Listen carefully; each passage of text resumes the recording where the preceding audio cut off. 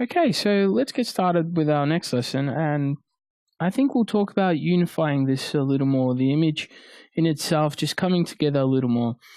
Something I really like to use is just I create like a hue saturation layer, and I'll set it to soft light, and as you can see it's already unifying the light, but I like to colorize it just a little bit, and as you can see, I'll probably lower that a little bit. It's really just come to life in itself. You really have to be careful not to overdo it. I mean, it's probably fitting in more with this duskish type theme.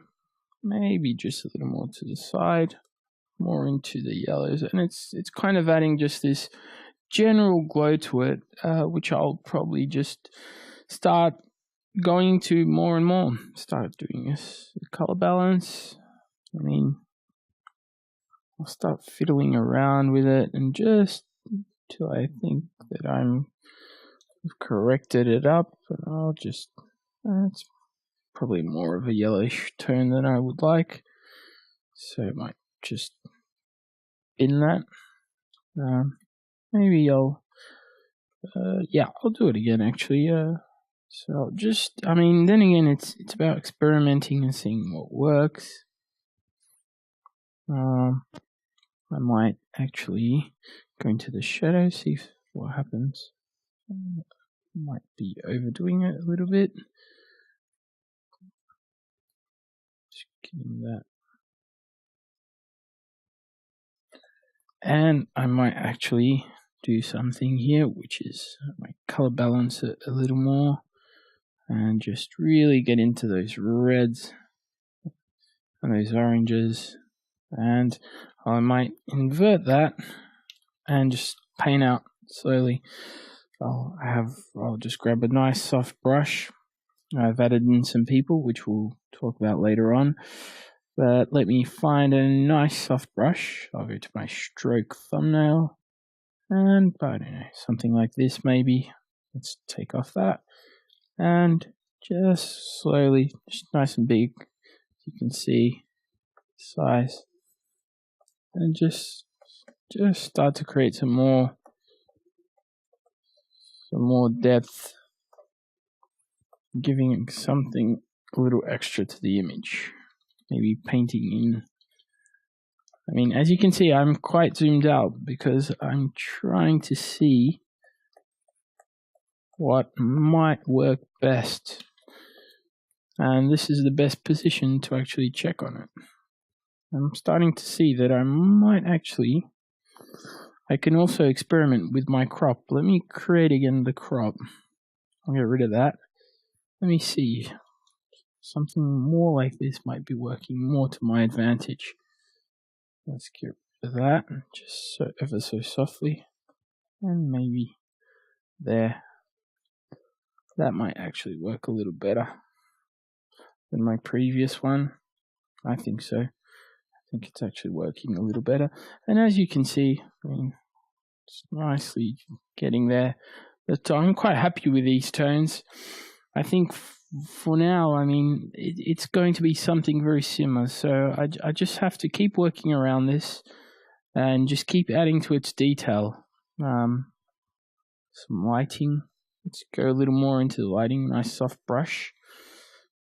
Let's try and grab. I'll take off those adjustments so I know exactly what I'm working to. And let's probably just try and color pick something like that. Just making it brighter. If you hit F6, that will come up. I'm just trying to see how set. Just coming around. It's really a shame we lost this interior, because I think it would have worked really well. It's going to overlay. It's a shame, but I mean, it's one of those things that I'm really trying to show how this image fits in with its context, and I want it to be kind of a spaceshipy type. Not too much though, but kind of a spaceshipy type piece of architecture that And it kind of just fits in with its surroundings ever so slightly. It's like this whole city tries to convey into this flying saucer that landed. And it's a bit of it has some similarities to the Apple campus. And then again, I'm trying to explore these circular forms, which I really enjoy. So let's probably just look at our selections once more. And again, it's more detailing now we're getting into. And actually, where is my selection for that? Well, we might have to go into this one. I'll just hit W so I can select that out. Yeah, I'm happy with that selection. Let's just hide that. Let's go into lighting. Control H so I can get rid of that. Control H again. And I'll probably grab something like that. Just make it a little lighter. Where is my brush? I've made it too small. So we're just highlighting, and again, just slowly bringing the highlights to life.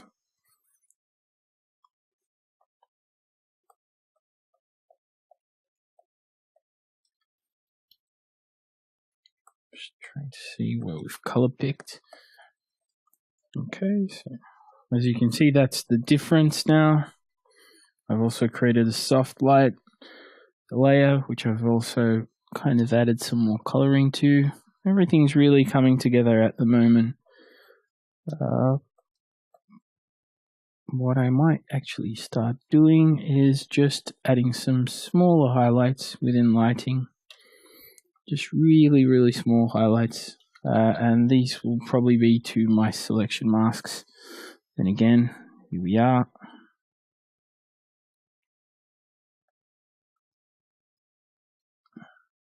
And I'll grab that. Yeah, those are the ones I want. So, okay. I generally use the render ID one just because it's so quick and I can just grab it really easily without many problems, and it's really nice. So I'll probably go into my overlay one and grab a really light color. Control H, and I'll just start to bring those out.